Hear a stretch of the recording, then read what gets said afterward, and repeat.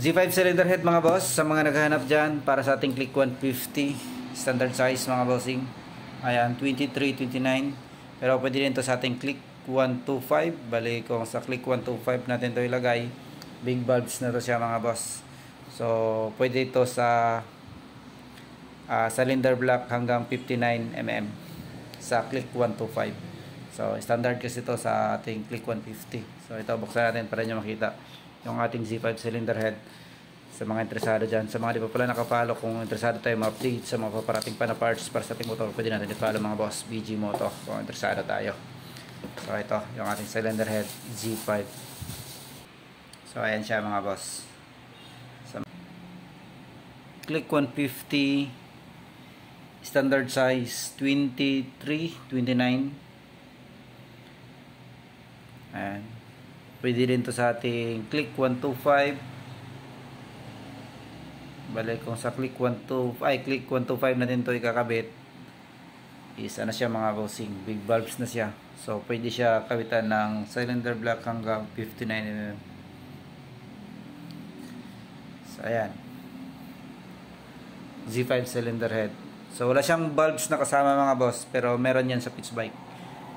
Meron tayong engine valves sa pitch bike. Ayan. Ito, yung engine valves mga boss. Pero hindi siya kasama sa head mga bossing.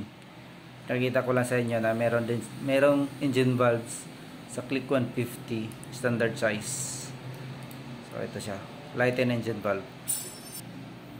So ito, try natin. Lighten valves.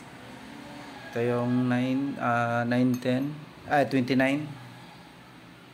And 29 mm. Ayun. So sa mga interesado nito, silipin nyo lang yung comment section or sa description mga boss. Ayan. So maganda na siya. Z5 cylinder head para sa ating Click 150 standard size. Click 125 goods din. Big bulbs na to sa Click 125. So ayan mga bossing, yung ating cylinder head Z5 para sa ating Click 150 standard size.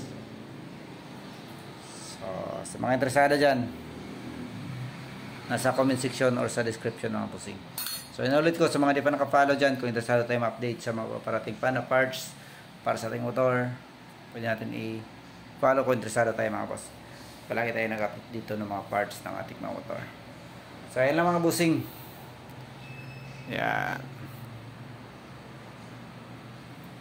Ride safe mga boss.